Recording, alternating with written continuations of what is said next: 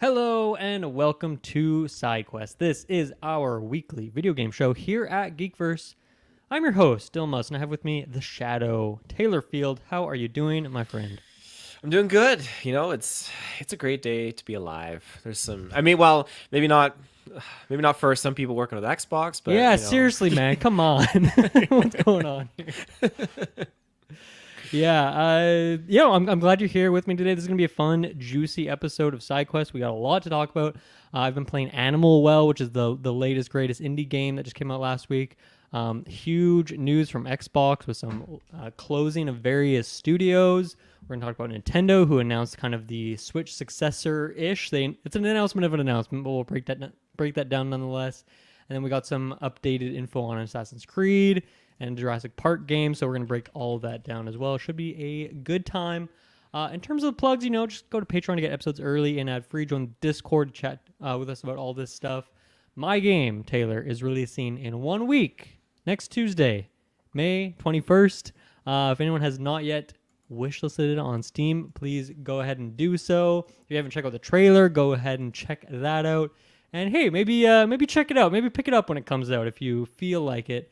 I'm very excited for it to be out there in the world. So that's 1 week away.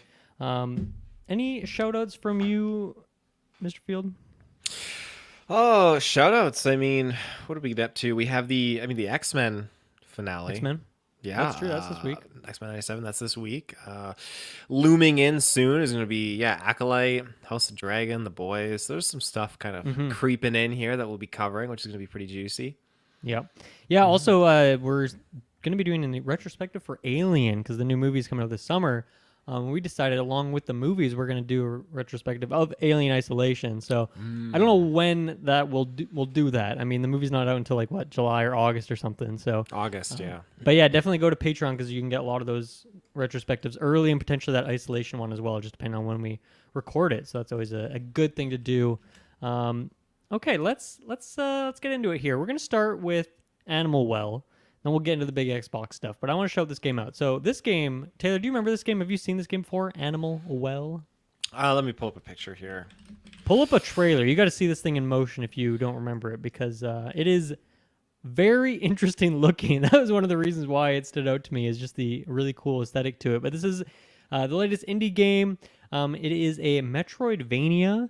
Kind of a Metroidvania without traditional combat, I would say. More about exploration and puzzle solving than it is about the combat side of things. The reason this game kind of blew up or has been blowing up is because, Taylor, do you know Video Game Donkey, like that YouTube channel?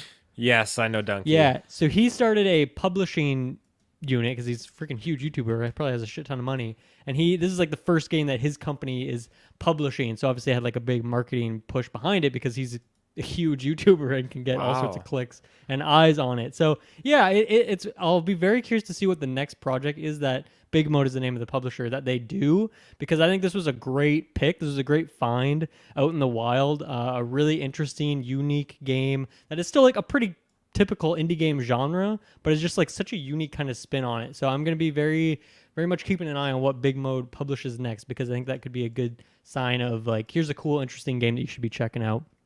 But anyway, I picked this up for a couple reasons. It was on my radar because the visuals look so freaking cool. If you, once again, anyone listening, if you haven't seen a trailer for this, go watch a trailer. It just looks so weird and interesting. And then when I heard some previews of it, previews were this game's really good, so that's obviously a good sign. But the other thing I heard was what I just said of people saying that there's no combat in this game. And I think that's kind of a big turnoff for me in 2D games in general, honestly, if I'm being reductive. But especially in Metroidvanias, I feel like I'm more there for the exploration, getting the powers, uncovering the map, figuring all that stuff out. And I feel like the combat's never really why I want to play those games. And usually it's a reason that I get frustrated with them is if I have to keep doing this really hard boss fight over and over again. So that was one thing that turned me on to it. Now, I will say that's not entirely accurate. There are enemies in this game and they can deal damage to you and you can die.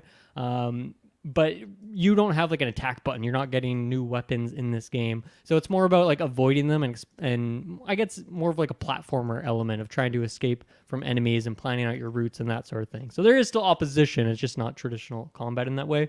Mm-hmm. But this game, perfect time for this to come out because I wasn't feeling well over the weekend. So it was a perfect weekend to just sit on the couch and play games all weekend. And so I picked this up and over the course of Saturday and Sunday, I put like 13 hours into it and beat the game. It was just like, that's another thing for me with Metroidvanias. I find if I don't just sit down and play the game like in a very short amount of time, then I'll start forgetting pathways. I'll start forgetting where I was, where I've been, what I was supposed to do. I get really lost in these games very easily, and then I usually just end up getting lost, and then I go back to it. I don't know what's going on, and I just don't play it. I don't finish it. That happens all the time. So I think that was perfect for me to just kind of go through and blast through it. And there is still a lot of bonus things I can do, extra secrets and things that I could figure out. But I think I've done most of the stuff that I want to at this point. But yeah, I absolutely love this game. I think it was really, really good time from start to finish. It's like the visuals, as I mentioned, like just such a beautiful and weird and trippy game. I don't even know how to describe its art style, but it seems very retro, like old PC games in a way. It reminds me a lot of Noita, which is another indie game I really like in terms of the visuals. It's got a lot of like Spelunky 2-ness to it. It's got a lot of kind of throwbacks to like older games. Like one of your items you have is a yo-yo in here, which just makes me think of NES and Super Smash Bros. And Earthbound and that kind of moveset. And another thing with this game too is like most Metroidvanias, right? You're going around exploring an area, and then eventually there's like this big ledge and you can't get up the ledge. Then you go explore elsewhere, you'll get a double jump, and then you go back, or you're like, oh, I know, I can go back and jump up that ledge now. And then it's kind of just that over and over again, getting new powers that allow you to do cool and new and interesting things. This game has a really weird, interesting style to it where all of the powers that you're getting are kind of multi-tools, and you'll discover like other things they can do, and not because you're unlocking upgrades to them. You just figure out a new way it can be used. And just from playing through it, like I could definitely see you beating this game in multiple ways. And I've heard from other previews, people beat the game with only like 3 or 4 items, whereas I had like 8 or 9. So you can just totally do things out of order, do things in different orders. A lot of these items will do similar things that you need to do, and I'm sure certain areas like only one item will get you through there or get you that to that point, or it's the easiest way. But I had so much fun just quote unquote breaking the game by doing some really crazy stuff with the items here. I love the items too. They're just very silly, very playful. They are, most of them all are toys. Like you have like a spinning top, like a Beyblade. You have like a little bubble, you're blowing bubbles and then jumping on the bubbles. That's cool. You get like a bouncy ball, and as I said, like the yo-yo, throwing like a frisbee around, which does all this different stuff. And like all of those things, like I said, kind of have different mechanics to them. And some of them I locked like after I'd beaten the game. And it's like, man, I'd love to see what it'd be like to get this mechanic first and try and solve some puzzles, because I can definitely picture in my mind some puzzles that I could have solved them differently had I had these things. So I don't know if it will be one I replay for that reason, but I think it is just a really, really cool design. And like I said, it's more about the exploration than it is the combat focus. So it's a lot of just figuring out where to go, how to get different places, exploring the map, filling in all the details, solving puzzles, a lot of puzzle solving, a lot of flicking switches and pressing buttons in this game. But they're all really fun and really engaging. And the map is really great in this game, which, for Metroidvanias is a big turnoff if they're very confusing or don't give you enough info. But this one, you can draw on it with like a pencil if you want. You can fill in little stickers. You can light it up in different ways. So yeah, I cannot recommend this game enough. I think if you're a fan of Metroidvanias, it's like a no-brainer. But even if you're not, because I don't really consider myself a fan of that genre necessarily, but this one really worked for me. If you're into just platformers and simple puzzle-solving 2D games, I think this is like a must-play. And I think it was 20, 25, 30 bucks, somewhere in that ballpark. And I would definitely recommend it at that price point. So yeah, huge shout out to Animal Well. Just kind of came out of nowhere for me a little bit, and now it's like one of my favorite games of the year. And I think it'll definitely land in my top 10 by the end of the year too. I still really enjoyed it. So there you go. That's Animal Well. Check it out. Nice. Mm-hmm. Have you played many Metroidvanias in your days? Is that a genre of yours? Castlevania, Metroid, Hollow Knight, any of these kind of things? I don't think I've ever played a Metroid, but me and Ruben did play a Castlevania for a Rotternaut episode. Right. That was rough. But it's never really been my jam. Ruben, I mean, it's definitely up Ruben's alley. He loves Metroid. Is his cream of the crop. Cream. His cream of the crop. Yeah. Yeah, I loved Metroid Dread. That game was great, and I really enjoyed. I mean, back in the day, playing Zero Mission on the GBA. So I do have some ones that I really enjoy, but like those are really only two. Like Hollow Knight I enjoy, but I never ended up finishing it, which maybe I'll go back and do before Silksong comes out. And yeah, Castlevania, like I picked up the GBA collection on Switch. I've been playing a little bit of them, but like, I don't know, it's a little bit dry in terms of the gameplay for me. So hopefully Ruben's not listening to this and isn't going to grill me for it. But yeah, it's fun to find one in the genre that I do really enjoy and is kind of fit for my tastes as well. So yeah, there you go. There's that one. And how about with that, we jump right into kind of the big point of discussion for today, which is that Xbox has decided to close down 4 studios, including Arkane Austin, Tango Gameworks. The other ones are Alpha Dog Games and Roundhouse. So we're going to go through these one by one, but this is obviously this sucks. You hate to see layoffs. Layoffs are all over the place in the industry. It's crazy. I even saw today, like Square Enix is planning to do a bunch as well. They just announced that. So it's just a never-ending barrage of layoffs. But there's also like the ante up here is that they're just straight up closing these studios as well. And there's a couple, I guess, silver linings. Like one of these studios is closing, but everyone from that team is moving over to a different studio. But for the most part, they're just closing these guys. They're done. They're kicking them all out. And it's really sad. And it's like, even on top of this, like back in January, Microsoft was doing a bunch of layoffs, like an insane amount, and that obviously trickled down to Xbox, where they were laying off other people as well. So just across the other teams, there's already been a ton of layoffs this year, like almost 2,000, I think, and this is kind of just adding on top of that. But this is the first time that I can recall since they're kind of been going crazy with the acquisitions that they've actually closed any studio. Since they started doing that a few years ago, like since Game Pass existed. I don't know if they've actually closed a studio before. I'd have to go back in the annals of time. I know they closed Lionhead at some point, but that was quite a while ago now. But I don't know. What are your very top level thoughts before we go into the nitty gritty of all this, Taylor? Well, it's not something I really expected, to be honest. And I know people are talking about like, well, if you don't have the money to be keeping these studios open, why would you buy them in the first place? And it makes me wonder, did they do all of these purchases just to really acquire the IPs over the team that was responsible for creating some of these amazing titles? I feel like that's pretty shady. It's not very kind. Yeah. Especially because a lot of these people that lose their jobs, then they forfeit any kind of say or control over projects that they're really passionate about, and they put Plus, you could just buy the IP off them without buying the company. Totally. And I feel like it's just a big, large conglomerate. Is that the right word for it? Like a mainstream kind of huge entity thing these days to do, just to like, I want to buy it all and just suck you all up into my umbrella and then just have at you the way I want to have at you, I guess. It just left a poor taste in my mouth. I feel really, really bad for all these workers. Yeah. I mean, last year we did the Arkane retrospective, where we did an entire retrospective on every single game Arkane has ever made, from Arkane Austin and Arkane Lyon, which, at some point the studios kind of split off and did their own things. But I said in that retrospective, Arkane, both of them kind of collectively as one, if you look at it that way, my favorite studio. And so here we are getting this announcement, and it's heartbreaking for me. And even though I understand Redfall was not a well-received game, and I didn't even like it that much, didn't like it at all, I thought it was pretty bad, but like, this is my favorite studio, man. This is one of my favorite studios. And yes, this current version of Arkane that we had is like a little bit different than the one that made Dishonored and then going on to make Prey, one of, two of the greatest games of all time, both in my top 15 all-time games, and now they're just gone like this in the blink of an eye. Like, the teams are a bit different since then. After Prey, Rafael Colantonio, like the director, left, and he brought some people with him. And then there was like a lot of turnover in the Redfall development because a lot of the team didn't really want to make this game. So it's like I almost have already said my goodbyes to Arkane Austin, like the one that I know and loved, like a year ago, pretty much, when Redfall came out, when we got all these reports of what actually happened behind the scenes. But this is obviously like tons of people being put out of work and just finally closing that door and giving them no chance at redemption. And a lot of this, like, I find the timing on a lot of this really brutal and really just totally fucked up, like with the Hi-Fi Rush stuff and Tango. We'll talk about that.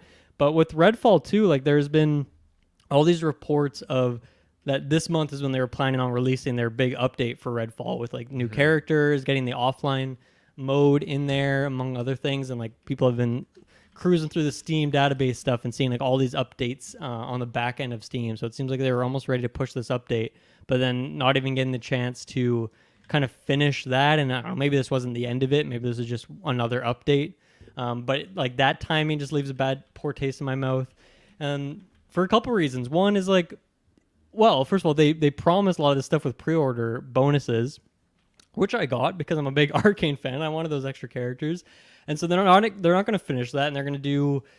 It's unclear if they're going to refund me and the other people who bought this like money, or if they're going to refund us like store credit, which would not be ideal. I'd rather just have the money back, you know. Mm-hmm. So that part of it is kind of brutal. But also, without this game getting an offline mode, because it's an always online game, it means that whenever they decide they don't want to support the servers for this anymore, which could be very soon, because why would they want to pay the cost? This game's just going to be dead and delisted and will not be playable. And that is heartbreaking. And yes, I know it's not an all-time great game by any means, but still, from a game preservation standpoint, it's like they really, you know, I'm not going to say like, oh yeah, just let them do this update and then lay them off. That still sucks. But the timing is it's just gross, and I hate it. And I was, man, like I'd say probably more than half of the days in this last year, I check the Arkane Discord, waiting for updates for this game.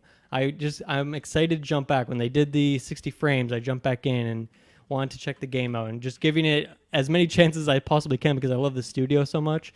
And yeah, so I've just been anticipating these updates, and now they're just kind of gone without any info on them. Really, it's pretty sad and disappointing. And yeah, I don't know what the future of Arkane Austin would have been. Arkane Lyon still exists. They're still making Blade, and who knows what they'll make after that. But this was a real heartbreaker for me. And they said with Arkane Austin specifically that some of these people are going to be going to other studios, so not 100% of them have been laid off. But it seems like Harvey Smith, who is one of the big directors there, who was like the director of Dishonored and Dishonored 2, is gone too. So that's like from Xbox, like just a huge blunder to lose top talent like that, who's like one of the greatest minds in video games, not even being hyperbolic there, and they just kick him out too. So that's just across the board, just such a stupid decision that I absolutely hate. Like, they have so much fucking money. Like, how expensive could it be for Xbox to keep these studios, considering how much money Microsoft makes as a company? It's like, it's nothing, and they're not even laying off. They're not closing down like 10 studios or something. It's like, how expensive could it have been for them to want to keep these companies afloat? It just, the money side of it doesn't really make sense to me. They're getting like some kind of severance, I imagine, right? I would imagine so. Yeah. That Okay. would be have to in this case. Yeah. Mm-hmm. Jeez. Mm-hmm. Let's see. Where do I want to go next with this? I think, another thing for me too with the timing is a few months ago, I think it was November, December, when the Activision Blizzard thing finally officially closed and went through. And then we saw, I think it was back in March now, is when they put Diablo 4 on Game Pass. But that is the only thing that they've done with Activision Blizzard so far. And so to me, it's like the reason they're doing this is because they're not seeing the growth that they need, or they want, rather. I don't think they need it, but they want it. They're not seeing the growth that they want here, with Game Pass in particular, and that service. The numbers not growing enough.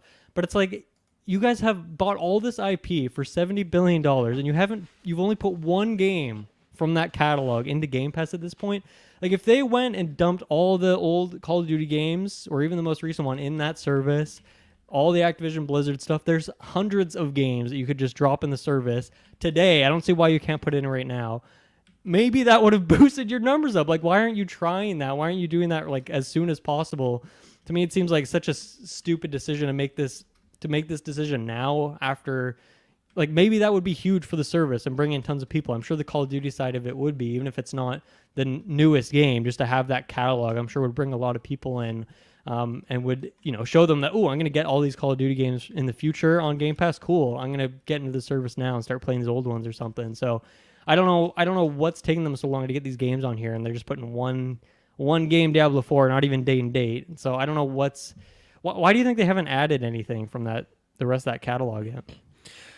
I was thinking about it, actually, and I was wondering, maybe there's some weird restriction in how this deal went through, some kind of limitation or something. Maybe there's It could just be out of spite, maybe, because we saw that there was like a little bit of tension from other companies, and maybe it's like, okay, if you're going to be getting these titles, we don't want you to just be throwing it right away onto Games Pass. Hmm. We want there to be a long buffer period or something like that, just to maybe give them a little bit of a benefit or give them a fighting chance.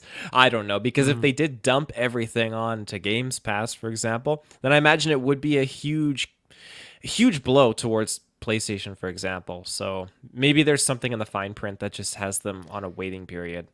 Yeah, I don't know what that would be. Like if there's other games that have timed exclusivity, that makes sense. But for like the Hmm. old catalog and for games that are already on the Xbox store, I don't really see. They own that shit. Why can't they just That's put it true, on yeah. there? It doesn't really make any sense to me. So I don't know. I hate the timing for that reason too. Um, let's see. I think the Redfall thing like is pretty shocking that they are doing this like and refunding people like the deluxe content stuff. That's pretty unheard of. I can't think of another game that's done that or another company that's had that situation happen before. Can you? I can't, no. Yeah, that's pretty wild. And then so Tango Gameworks. So this is the other side of the token here, where it's like, okay, with Redfall, yeah, the game wasn't very successful, and maybe they were just too far out from like the next game, and that's where Xbox decided that they weren't really worth it to keep along. But Tango Gameworks just released Hi-Fi Rush last year, which was like a hugely successful game. I guess it wasn't maybe successful in the metric of directly getting people into the Game Pass subscription service. Maybe that was the only metric they care about, and they don't care about reviews or perception or like fan reception. I don't even know what the sales were like on the store side of things for just like outright buying the game. Um, but I also think the timing of this is really dirty. Where the game releases last year, big new pillar for Xbox is that they're going to be putting their games third party. Some of them, at least. Hi-Fi was one of the first four that's going to do that, and so I feel like it's really dirty, in my opinion, to just keep those developers just around long enough to like make this port for PlayStation and then immediately kick them out. That game came out like 3 weeks ago on the PlayStation Store, so that's just super dirty. Hate that. But that just kind of shows like, well, what do they want from these studios at this point? That was a super successful game. Is that not enough? Redfall was kind of the we can look at that as like, oh yeah, obviously they're gonna get rid of that studio. That's what I've heard some people say. But then like, what about Hi-Fi? That game was really successful. How can that not be enough to keep a studio alive? That side of it doesn't make any sense to me. None of this does, but neither does that. Yeah. Yeah. Um, Also with Tango, so one weak point for Xbox of which they have many is like their sales in Japan are just atrocious. Like that's just not a market that they are very good at capturing. PlayStation and Nintendo just run wild over there, while Xbox has just like pitiful numbers. And Tango was, I think maybe Activision Blizzard might have some Japanese studios. I'm not too sure. But in terms of like the catalog prior to the Activision Blizzard acquisition, that was the only Japanese studio. And so not that one studio is going to make you super successful in that region, but I think that's like a very like great studio to have on your team in order if you're trying to crack into that market. That's a great, I don't know, that's a great feather in your cap, so to speak. So, and then also like the side of it, like I don't think they have many other studios that make horror games. Hellblade is kind of scary stuff, I guess, but other than that, like that's kind of like another potential point that if obviously Hi-Fi was not a horror game, but before that, making Evil Within and Ghostwire Tokyo, I feel like that's like a very valuable studio in terms of just diversity in terms of projects for Xbox. So another wild decision there to get rid of them. Do you think that the shadow drop angle of it had anything to do with it? Because for Hi-Fi, that was one of the games back in January Direct last year. Yeah, they shadow dropped it. They announced it in that Direct and then dropped it right away.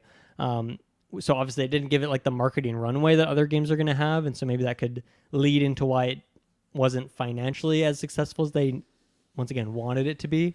But yeah, do you think that was a blunder in hindsight to do the shadow drop for that? Yeah, I mean, if you do a shadow drop, I feel like you absolutely are just to me you shoot yourselves in the foot. I mean, you at the same time like I don't know. It feels like you're not giving it the right amount of like attention and spotlight and that focus to really give it that fighting chance. I just feel like it's just kind of like, oh, here it is. We're moving on to the next thing. Um, And yeah, I mean, I didn't have a lot of interest in Hi-Fi Rush. I thought it looked cool. I thought it was fun. And I feel like it was always popping up here or there. But yeah, it's really poor. It's poor execution, or like whatever they're trying to figure out. I don't know. Yeah. No, I mean, it has me worried because like I feel like the marketing for Hellblade hasn't been very good. That's coming out next week. I feel like they've like barely talked about it in recent times, and that was like the launch game, so to speak, with the announcement of like the Series X was like Hellblade, and so they don't really seem to be supporting that game coming out with a like hitting in a huge way, which it should be. It should be one of their big temple titles, and like, are they going to do that for Indiana Jones as well? Like, not even really bother to market it a whole lot, other than just like, essentially 2 directs in a year. I don't really know what else they're doing to make these games shine. So it's like, to an extent, like not even down to the studios at that point, if that's more of the marketing thing above them, right? You can't rely on the fact like Hellblade and Indiana Jones. You can't just rely on those titles to sell a game. You do have to market it. You do have to build that hype up. And well, I mean, I'm not getting Hellblade. I mean, I'll maybe dabble in it, but for me, seeing them do these Viking-like performances, that's not necessarily the kind of marketing that speaks to me when they do their presentations. Right. Yeah. So the other studios were, admittedly smaller ones. Alpha Dog Games is one of them, who had worked on mobile games. I guess I should also mention, like, all of these closures are within the kind of Bethesda arm, which they still definitely show as like a separate part within Xbox. They want to say it's one big happy family, but that's definitely not the case in how things run, it seems. So Alpha Dog Games make mobile games, most notably and recently they made Mighty Doom, which is a game I don't think I talked about on Sidequest, but I actually did play. I downloaded it a few months ago and had a really good time with it. It's kind of like a top-down little arena Doom thing. It's kind of got like a chibi sort of art style to it, but it's a really fun, like, if you just are sitting on a ferry or something like that, and you just want to kill some time, it's a really good game for that. So that studio is closing in its entirety, and then the support for that game is going to end later this year. And then Roundhouse Games, who's formerly Human Head Studios, they've made all sorts of things over the years. They made the original Prey, like not the 2017 Prey, but like the OG one. They made Brink, which I didn't realize. That's a game I played back in the day. Shouts to Brink. And then Dungeon Defenders 2. I don't think I ever played the sequel, but the first one is one I really enjoyed. And that studio is not... Well, that studio is closing, but that team is being folded into the Elder Scrolls Online team. So they're not getting laid off in that way, but they're just closing that studio. So obviously that's not nearly as bad as the other cases here with Tango and Alpha Dog, who are just completely getting shut down. So yeah, I don't think we don't have as much attachment with these studios necessarily. But yeah, it's once again, it's too bad. I don't know. I'm guessing those are smaller teams in terms of team size, but I don't really know. I don't think they were really pushing these studios as much as they have been their other ones, which makes sense if they're just making these other types of games. Or I think Roundhouse is already kind of more of a support studio anyway, working on other games, including maybe Redfall. I think I saw that they potentially like were a support studio in some extent to Redfall as a company. So, yeah, I guess let's see. What's the next thing I want to talk about? So in their announcements and their various wording and verbiage about this, talked about how they want to kind of refocus on high-impact games is what they called it. So I take that to mean like Call of Duty, obviously. Other big AAA games, your Starfields of the world. I guess Indiana Jones would fall into that camp. I think Hellblade would fall in that, but I don't even know what their definition is. But I hate that. I hate the idea, just the thought that Xbox is acquiring Activision Blizzard like just for Call of Duty and to make more Call of Duty, because obviously that is a great bonus, and I play some Call of Duty here or there. But I love the idea that Obsidian got to go make Pentiment, which is this weird little visual novel game with a really cool style, like totally unique game. And I love that Xbox was able to give them the resources to make that. I loved that Xbox was able to support the development of Hi-Fi Rush, which is a weird, small, interesting, cool rhythm action game. And obviously that didn't turn out to them keeping Tango around. But I love the idea that they we're supporting these teams to make smaller, interesting, weird games that would help round out the Game Pass portfolio alongside the big heavy hitters like your Starfields and your Call of Duties that are going to be like the console, I don't know, big day one releases, right? That bring people in. And so I don't know, they still have tons of people, obviously tons of different studios within Xbox. So hopefully there is still room for that. But this doesn't really excite me about the future of Xbox if we're just going to not support these cool, weird, smaller kind of quote unquote indie games within these bigger studios that have like multiple teams on certain things. I don't know. Do you take that in to mean anything different than me, or any thoughts on that kind of maybe restructuring of their kind of strategy here going forward?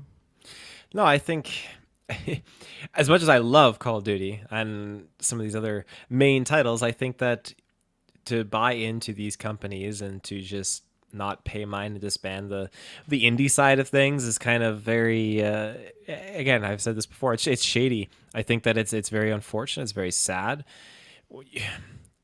I feel like if I was a business owner, I was buying into a company, I would want to utilize everything that's going on, because even those smaller groups and those smaller projects that have been created, they have a place in that company, and they're building themselves up. And so just to cast it aside and kind of like focus on like, oh well, we know what sells, that's just that's not fair, because you can't always rely on what sells, and that's just money speaking. You got to try and experiment with new things, and that's where like the indie genre is so fascinating, because you can really create a lot of new things. And so if they are just shafting those to the side, it's unfortunate. Yeah. I think that it's kind of a separate topic here, but I just feel like since the Series X has come out, obviously I got back in the Xbox ecosystem, and I've really enjoyed it as a console, and Game Pass is a fantastic service. But I also feel like, especially in the last maybe couple of years, I thought that the wording and the presence of like the Xbox executives like Phil Spencer, Matt Booty, Sarah Bond, these people, I thought the way they would speak at these events, I feel like they were very open and honest, and they just felt more relatable in a way. And I was really digging it. I was drinking the Kool-Aid, so to speak. I was like, man, I'm really liking this new era of Xbox. And even if their console's not selling as well as they want it to, and their numbers aren't as skyrocketing as they need to be, me as a player, I am incredibly satisfied, and I would intend to keep going ahead as this being my primary console. But with this play today or last week when this was announced, like I feel like they just kind of threw all that goodwill in the trash for me, and it really just made me see like, oh yeah, like I need to remember that these are just corpo piece of shit people who don't give a shit about their employees whatsoever, and they're just going to drop it at they're just lying. They're just trying to get into our back pocket, make them seem like friendly faces that we can trust. But it's just not true. It's not true. And so much of what they said, especially in the last year, have been just blatant lies. And like Phil Spencer, I thought it was really brave of him to go on these different podcasts, like Kind of Funny, right after Redfall came out and was a disastrous launch. And he came out and he was very honest about that. And he took responsibility. He's like, oh yeah, we as like Microsoft, as overseeing this, like we should have had a bigger hand in this and supporting the studio and making sure it was right before we released it. Then why, Phil? Why are they the ones taking the fall for this and losing their jobs, and you just get to sit there with probably a bigger paycheck in your pocket than you've ever had before? So they've really done a lot to sour my opinion of them, which is too bad, because like I said, I've really enjoyed kind of where I'm at right now with the console space and where Game Pass is at.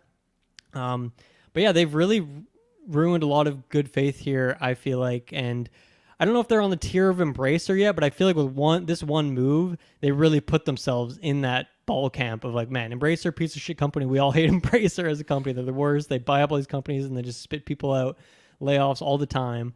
Xbox is like in that camp now to me, just because of this one day here. So I think they've really fucked up here. And, it's also such a confusing situation where a lot of people are like calling for Phil and other people's jobs at this point. But it's like, man, I feel like with how Xbox is formed right now and how many fucking studios they own and how many IP they have, who are you going to put in that job now? Like, it is such a difficult position to put anyone in this place and say, oh yeah, manage all these, like, whatever it is, 50, 100 studios or whatever they have now with the Activision Blizzard stuff. Manage all this stuff effectively. Go.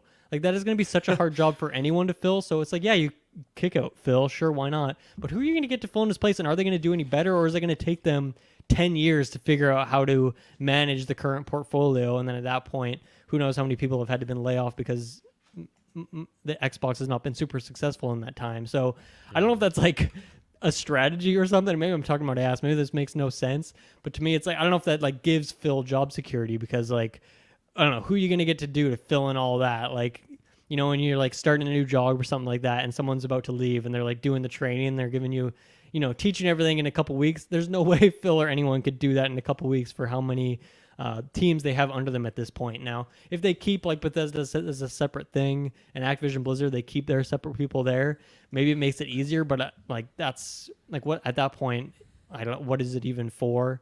Why even bring them in? Why not just make deals for specific games to be on Game Pass and build a partnership that way? So yeah, I think they've really, really fucked up here. And I don't know. I think the timing of this is very intentional too, of doing it now, middle of May. And then in a couple weeks, they'll have their Xbox showcase, and hopefully from their perspective, people forget about this stuff. But like, I'm not going to forget about this. You destroyed one of my very favorite studios of all time. So it's not going to be something I'll overlook. And it makes me like, I'm going to be watching that showcase in June. I'm going to be like, oh, this game looks cool, but like, is this going to get this studio closed down because it's not some big successful monolithic game, and Xbox has now pivoted in like, I don't know, a few days in terms of what they want their strategy to be. I don't know. I've lost a lot of faith and a lot of trust in Xbox. And that sucks, because I feel like they did a really good job over the last few years of building it up, and then they just chop it down, just kneecap me just like that. I don't know. Are you feeling that way at all? Doom and gloom like I am on this in terms of the grand scheme of things? Where are you at on that side of it? I think you're kind of going the right way. I think at the end of the day, I just feel like it's not fair, and I don't like that. I feel like Xbox has this trend of just making one step forward, two steps back, and this has started with ever since they put out the Xbox One, and it's like, oh, you need internet connection to play this console. Yeah. Ever since then, it's just been a murky road forward, and I feel like a company should not be making decisions this poorly. It shouldn't be that hard. I don't have any experience running a gaming company or a huge industry like Microsoft, but I feel like a fair amount of us could go in there. We could make some pretty good calls. I don't know if it would last. We might go bankrupt within the first month, but I think that there's a few decisions that needed to be made, more so from like a gamer's perspective, or a perspective that is not full, just a shareholder's hand, like just in the pot. And I feel like that's at the end of the day the call by shareholders. Yeah, they're just saying like, Phil, you know, this all has to close down. There's money bleeding into these little divisions. I don't like that. I like seeing the money come from these guaranteed income generators, and so we need to focus on that right now. And you're looking at all the L's like Redfall, and oh yeah, we had Hi-Fi Rush, all these different things, and it's poor decisions, and then other people pay the price for the company's poor decisions. So it should be illegal, shouldn't it, to like spend $70 billion to buy a bunch of stuff and then just lay off a bunch of people? I think that was part of the agreement, was that they weren't allowed to lay anyone off from Activision Blizzard with that, but then they did anyway, and I don't know, like nothing came of that being against like what they signed up for. So I could be mixing up some details there, but like, I don't know. It just, there's no way you should, like, one, they overpaid for Activision Blizzard in the first place. And I don't know, even just a tiny fraction of that would have kept these four studios alive and well for like, you know, decades. That's just like in terms of the comparisons of like how much these things cost. So I don't know. It's just incredibly irresponsible. Just so fucked up. Yeah, no, it really is. Yeah. And I don't know. I feel like everywhere you look, it's just happening. Like Sony closed down London studio and had a bunch of layoffs earlier, laying off people from like Naughty Dog. Like, how are you laying off people from Naughty Dog? Like one of the most successful companies in the world. Embracer's going crazy. Square Enix is now doing it. I feel like there's very few, like, I don't think Capcom has had to do any in the last couple of years. They seem to be nailing it. They have like the perfect scale right now. And then Like Nintendo is so secretive of stuff, but I'm sure that would be coming up in reports if they were laying people off. So I think Nintendo, obviously the Switch is very, very successful, but they haven't had to do that as far as I know recently. So I don't know. Xbox mostly, but also Sony really need to get their shit figured out here. And yeah, how about you stop acquiring until you can like keep track of what you currently have. And I hope this is not just like the sign of things to come and we don't get like more and more of these layoffs. Like I hope from Xbox this is the last of it. I hope in general is the last of it. But as I said, there's more Square Enix stuff today, so it's not going to be the end of it. But yeah, I don't know. Any other thoughts on this that we haven't talked about yet? Nothing I can think of. Okay. Let's take a break. We'll be right back. Okay. We are back, and let's talk about Nintendo. Let's talk about Nintendo, who is not laying people off, which we love to see. But what they did do is they laid out their plans for the next few months here. So obviously their June Direct yearly June Direct is happening. And they confirmed that at this June Direct will be Switch games and Switch games only. But then within this fiscal year, so that takes us till next, March, the end of March, is when they will announce the successor to the Nintendo Switch. What do you think about this, Taylor? What do you think? What do you think about the? Well, there's two sides of it here, but yeah, I guess what do you think about the Switch successor announcement? Does that do it for you? I'm trying to wrap my head around the fact that we just got. I feel like we got the Switch last week. To be honest, when you tell me that we got this 9 years ago, what? Like, where did that time go? And I have to think. Seven. 7? I remember we were in your room and we were just trash talking it when it was right. Well, revealed. Since the announcement, it might be 9 years, but yeah, it came out in 2017. But yeah. That's true. Yeah, I can't fathom that it's been that long. It still feels like such a like. My Switch feels like it's a brand new console. I love it, and now just the concept of the next generation coming out for this console, it just kind of blows my mind. But I'm very excited for it. I really, really am. I love my Switch. It's a staple. And the thing that I'm going to miss is most of these titles not being available on this Switch 2.0 or whatever you want to call it, because I love my little library of Switch games. And so if I'm hoping they would do something along the lines of maybe like a Nintendo DS that also plays Game Boy Advance games, that would be just like, that'd be perfect. Yeah. Yeah, I mean, we've heard so much about the Switch too without actually hearing about it officially from Nintendo at this point. And almost, I think every report has been that this sequel to the successor to it is going to be like very much a Switch 2. Like it's going to be just an improvement, but it's going to be the same sort of thing. And I think that makes a lot of sense because once they've gone to this hybrid home console, portable console, like I don't think they can really go back, at least in this time, until people are like nostalgic for a handheld only device again. But even then, the Switch for a lot of people is a handheld only device, and it works pretty well for them in that way. So yeah, I feel like we are going to get a very, very much just like a 2.0, but it's going to be like the same idea. And yeah, everything we've heard is that it will be fully backwards compatible, which is great. Hopefully there is, performance enhancement for older games. I always think of Ultimate Alliance 3 and how I wish that game would just run better, run at a higher frame rate and stuff. But so many other games could benefit from just having that extra power upgrade. So hopefully that works pretty seamlessly and doesn't require all these crazy patches and stuff for these older games, like a next gen patch that we think about on on the Xbox or PlayStation sort of thing. But yeah, I think we can very much expect a very similar console, but just maybe a little bit of better screen, more processing power. I hope better Joy-Cons, not just for the drift, but just like better ergonomics. Like Joy-Cons at this point just straight up give me hand pain. Like they have probably given me carpal tunnel or something. So I hope that's better. I hope that's a big improvement on the next one. What do you? We'll do more of a discussion on this later when it's probably closer. But yeah, I don't know. What is your biggest thing on the wish list for a Switch 2? Because for me, I really just want that. I just want stronger. I want 60 frames. I want a little bit better visuals. I want better loading times and a better controller. So maybe that's asking a lot already, but like I don't want anything out of the bag. I don't want Nintendo weirdness, and I don't think with their new like CEOs and stuff that they've had since the Switch release, I don't think they're doing weird stuff anymore. I think they're doing like by the books things that make money. And I think for the Switch too, like don't do some weird thing. Just do the sequel console. Yeah, no weird stuff. I don't need no Labo 2.0, any of that. I Haven't they will already done take. Labo 2.0? Am I I crazy? hope not. I have not followed that whatsoever. I would love it if they just had the Switch set up with larger internal storage. I don't need. Yes, that would be good. I know we can just keep swapping out like SD cards, but I'm not a Ugh, fan of so that. annoying. It is very annoying. So larger storage would be great.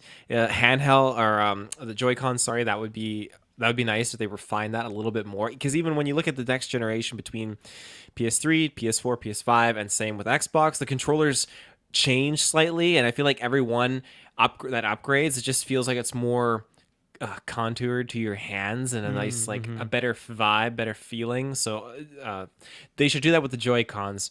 Yeah, Um, definitely. but we'll see. I mean, I can also see Nintendo be like, "Oh, your Joy Cons will also work on the new Switch as well." So I think that would be smart, and unfortunately, I do. My expectation is that the Joy Cons are not going to change at all. Like maybe a very slight improvement, but I do think that will be backwards compatible as well, which means that it won't change a whole lot. So that sucks, but that's like my deepest dream, I think. But I really don't expect it to happen.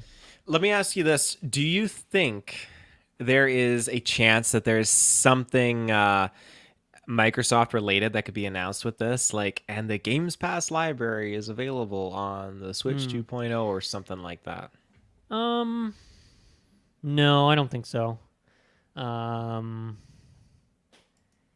No, I think we're gonna keep getting more and more of these Xbox games coming over. Like they had those first four games, going over to, well, two of them went to Switch, and then all four went to PS5, I believe. And I think we'll see more of that, but I don't think we'll get. I don't think we'll ever get like a Game Pass on the Switch. Honestly, I don't like what is. I guess Nintendo would like take a cut out of that, but I don't think they really need to. Like I think they're pretty good at just holding it down with Nintendo Switch Online and that game being this older catalog of games.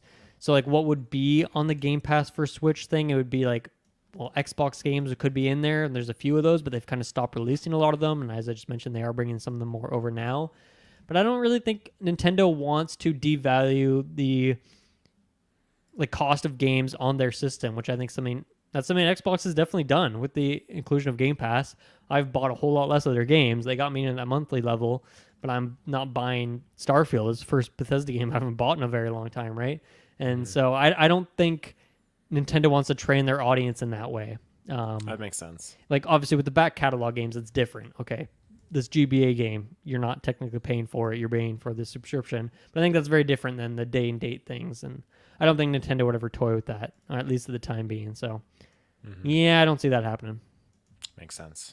Um, what? So they said they're going to announce it this fiscal year. We don't know what that means for release date. Do you think they're going to aim for that same slot of like what was it, February of 2017? Do you think they're going to aim for that kind of thing early of next year, or do you think they're just going to announce it sometime this fiscal year for it to come out like next summer or or next fall? Like, what do you think we can expect on timeline? I think they'll announce it and they'll just say, I could see a next fall actually. I could see Yeah. something along those lines. Yeah, I don't think it's gonna be any time like immediately following though. Okay. I'll go with the fall announcement for the console showing it off, and then it comes out in that February slot again. I think they'll try and just, hey, that was successful, worked for us once, let's do it again. Timeline works nicely there. And then kind of with that, so I mentioned that there's the June showcase. We're not going to do full predictions, but what do you think like we're going to get for the rest of the quote unquote Switch 1? Like, do you think we're going to get any big games to close out this console and like the final swan song sort of game? Or do you think that it's just going to be pretty light direct and then they're going to go all in with like a huge release window launch games for the new system? I could see things kind of winding down, but I mean, it's not really Nintendo fashion because I was reading the other day that there was a was it Dark Moon? There were some Luigi's titles that were Mansion? releasing out for Luigi's Mansion. I thought there were some titles in this article I was reading that were still rolling out, but it was at the very dead end lifespan of like the 3DS because Oh, the you Switch mean was with the coming original, out. not like the HD remake? You mean the Yeah, the original. one, okay. Yeah, so I feel like there's things where like the next console was coming out or something like that, and so it's just kind of like stealing the spotlight a little bit. Um, if that makes any Right. sense.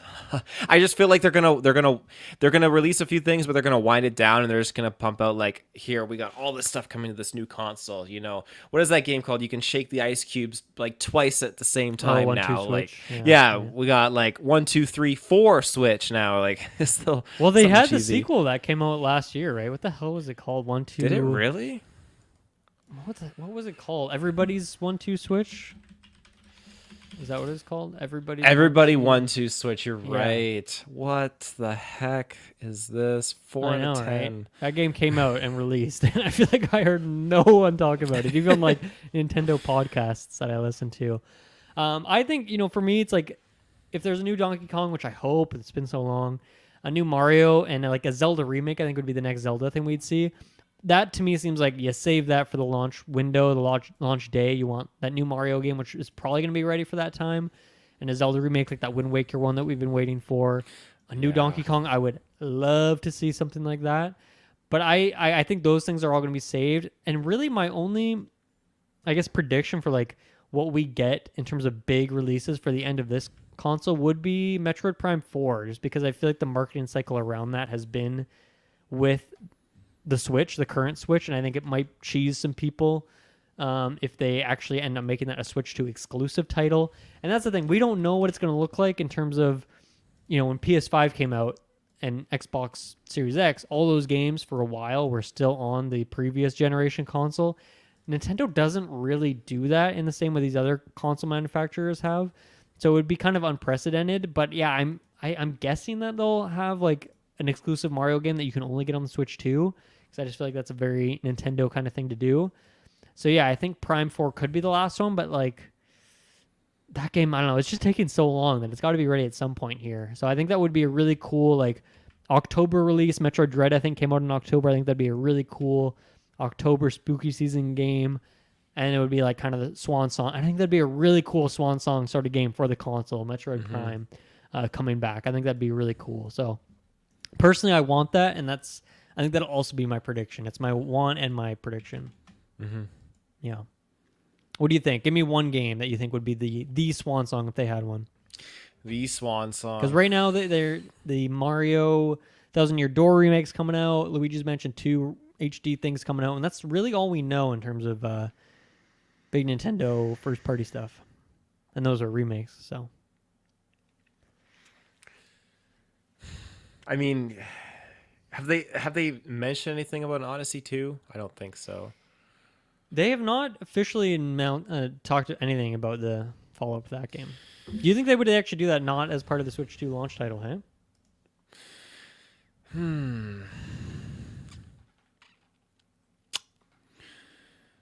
I feel like, because I was just thinking like maybe if we get something like GameCube days, like Luigi's Mansion, kind of like being like a launch title, and then maybe save like the Mario for after the fact. But I mean, Right. maybe those days have sailed.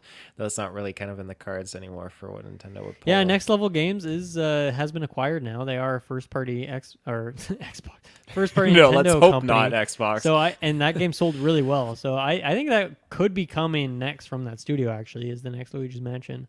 I don't know if it'd be ready for launch though. It seems maybe too soon. I guess that game came out in 2019. I don't know what else they did after. Well, they did Strikers, right? Yeah. Which came I don't out. know. Was that 2 years ago now or last year? I think it was 2 years ago. That's 'Cause they had a crazy. few waves of DLC. So I mean, that is some time to be working on something, I guess. Yeah. Who knows what that would be? Yeah.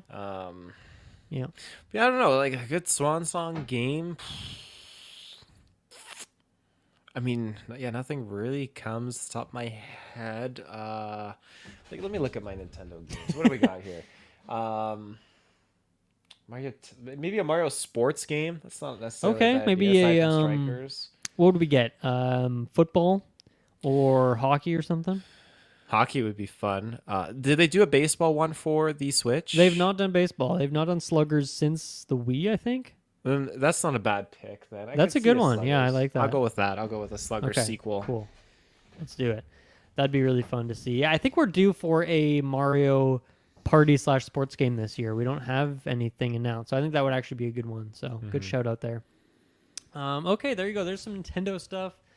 And then closing out with a couple other topics here. So, Taylor, a new Jurassic Park Evolution game was just announced. There's no trailer, I don't think, or anything to go along with it. But yeah, are you excited for this? What do you want to see from a third game in this series? I'm really kind of flabbergasted at the fact that we're getting a third. I thought that they kind of hit it out of the park, literally, pun intended, with that second one, because they added marine life, they added a lot more customizations, and I mean, I had a heck of a good time with the story. So to get this third one, I don't know really how they're going to expand it, because even the DLCs that they've put out with this game, you're getting tons of new hybrids, tons of new creations, park editions, everything like that. The first one also had an expansion for the original Jurassic Park. So they've really tagged and tapped into a lot of different types of content. So the only thing I could really imagine is just getting a newer campaign. And on top of that, again, I don't know how these games really fit into being canon with the films, but I feel like we're on the uptick of Universal really putting their foot forward into a new era of Jurassic Park stuff, because we have that Jurassic Park survival game, which is going to be really focused on that original film, and then we're getting this new movie that's totally new characters, totally new continuing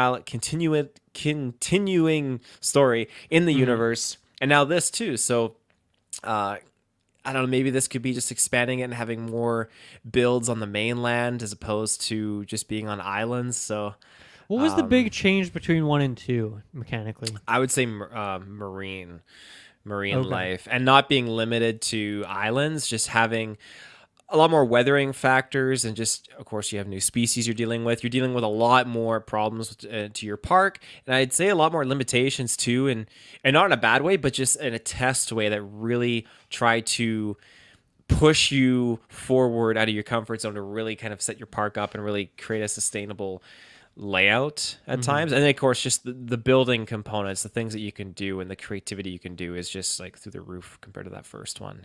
That first one, I played the living daylights out of it. Oh my gosh. Do you like that one more than 2, or 2 just got those improvements? 2's just got the improvements. It's really beautiful, and I love the upgrades just with the dinosaurs and how dinosaurs have chemistry with other different species, and just I find it is so enjoyable flying around in a helicopter and just getting like low and getting in where the dinosaurs are and their paddocks, or like I even love getting driving into the Jeep around, man. Oh yeah, driving the Jeep is so cool. nice. Just getting right up and close in there, like the photo mode too. I follow their forums, and I love seeing all the other people just submit different like cool close-up shots. They try and recreate scenes from the movies in game. It's so nice to see the community just partaking this way. So yeah, I'm excited. No, I played the second one, I think, a good amount, and I had a really good time with it. It was really fun. A lot of doing it, like in terms of the scenarios versus like the more story focused stuff versus, I forget, like I'm sure there's like a free play mode or whatever it is. But I had a really good time messing around with it. I like tycoon sort of games like that. So it's cool that it's the third one coming, but it is kind of surprising because I feel like, especially in this day and age, games like this don't usually get sequels. Like usually you just have one game and it's kind of like not necessarily a live service game, but as you mentioned, like gets just DLCs, keeps getting content updates. If it's on Steam, maybe it has the workshop stuff. So you have people making user generated content, and they kind of just become these ever growing games. So I think it's pretty cool to get a third game here. And I'm really curious to see what kind of things they add to it. And yeah, as you mentioned, like it's Jurassic Park or what are they? I guess do we call it the Jurassic Park universe or Jurassic World universe at this point? Like, what is the? I think maybe just Jurassic Universe. I guess. Yeah. Jurassic Universe. Yeah, it's like it's popping off, as you mentioned, the other game, and the movies are doing well at the box office, I guess, if they're still making them. So, yeah, it's just it's a good time to be a fan of this stuff. So I'll definitely be checking out the third one if it's. I mean, I think the second one dropped into Game Pass at some point, which is why I picked it up. So I don't know if I'd buy this one outright at full cost by any means, but at some point down the line, I'll definitely check it out. So that's pretty cool. And then also Assassin's Creed, previously codename Red, got a new title. It's called Assassin's Creed Shadows officially. And this is kind of an announcement sort of thing. But I think, what is it? Sometime this week, they're doing, what is it, a trailer drop or is it a showcase? No, the I found a leak actually because I was digging into this. So we're getting, I believe, June. They're going to be doing a showcase, which is the leak that they're going to focus on Assassin's Creed Shadows. That's funny. The title actually dropped. Or no, how did that go? The leak I was reading, someone found and commented about Assassin's Creed Shadows, and then Ubisoft slapped a copyright claim on it, and so that basically confirmed to all these people, like, oh, that's the name, and that was a month ago, and so now here we are, Assassin's Creed Shadows is the confirmed name, but in that leak too, people were talking about how June was supposed to be, Ubisoft is doing like an actual, like I think an unveiling or showcase on the game, Right. but I think this week we're just getting a teaser or a first look, maybe a cinematic or something like that. So Okay. So probably won't be a whole lot to chew on at the moment, but they're just getting ahead of it kind of thing. I think so. That's what I suspect. Yeah, I mean, I think it's a great title. I think it's differentiates. I think they've got lost in the sauce a little bit with like Odyssey and Valhalla here and some pretty generic names that it's like Origins. I'm like, okay, I got to think which one is which at this point. But I think this is a good one. And I think it's a pretty good name like for the setting as well. So I don't know. Is there anything else you really have to say about this today? Because considering, like, has there been other leaks in terms of like any info about the game that you know about? Well, from what I've heard people talking about is that the name Shadows is coming from the fact that, so you're a ninja, obviously you're assassin, but the blending in factor of this game is, again, take this with an extreme grain of salt.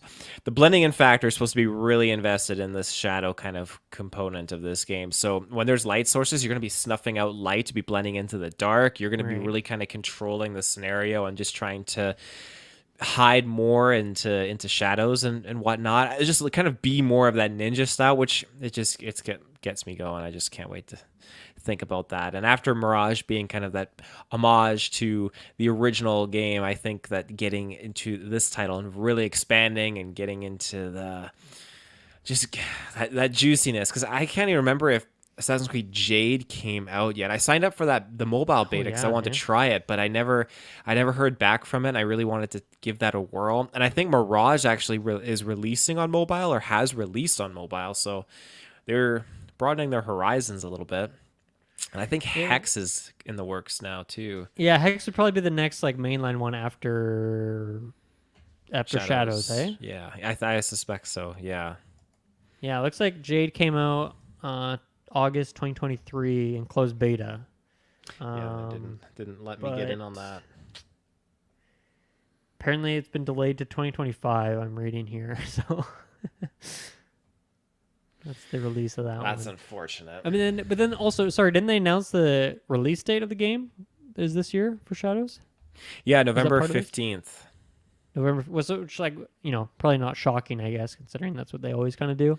They usually go for end of October. Yeah, and so this is like that's prime with like time with my birthday. I'm gonna be sneaking in there. Oh, it's gonna be good. Yeah, I'm really excited to see this. As you mentioned, there like all the stealth-based stuff, which obviously this series is rooted in, but the name really kind of signals to me that they're going to go back to that. And I love a good stealth game, so I think that's pretty intriguing to me. Curious to see how they're going to differentiate from Ghost of Tsushima and Rise of the Ronin, which just came out, in terms of being similar, like open world setting, similarities, all that kind of stuff. The stealth and combat kind of hybrid styles there. But yeah, I'm definitely excited to see this one. I'm guessing that they're going to do like a classic Ubisoft Direct, and then like, because didn't they do that last year or the year before, where they had like their Ubisoft Direct, and then they maybe had a quick glimpse at the game in there, but then they had like their separate 20-minute long Assassin's Creed Direct, right? Yeah, that's what they did. Yeah, so we'll probably get the same thing here. Cool. Any other thoughts on that one? I'm over the moon for it. Ever since they did that quick little teaser and just like the red aesthetic and just, he looked just landing on the roof. He was so badass. Oh, this is what the fans have been demanding and asking for since Assassin's Creed like 2 or Brotherhood. Like, it's been a huge fan request. So right. The wait has finally paid off, although most of those fans have probably moved on doing other things. To Ghost of Tsushima or Rise of the Ronin. Yeah. Competitors doing their work for them. That's classic. Okay, yeah, cool. Thank you, Taylor. Thank you for joining me. This is a fun but also sad, kind of melancholy sort of episode. We kind of hit all spectrums of it. as we do next week. I didn't announce this at the top, but next week we are doing the Hellblade retrospective that's coming out. We're a little bit late on it, so it's going to come out like the day or two before the new game comes out. So it shouldn't be it's a short game, so it should give you enough time to listen to it, check it out, and then jump into the sequel, which I'm excited about. I've been playing through that the last few days as well. So yeah, that will be next week's episode. Thank you everyone for joining us, and we'll see you again then. Bye bye.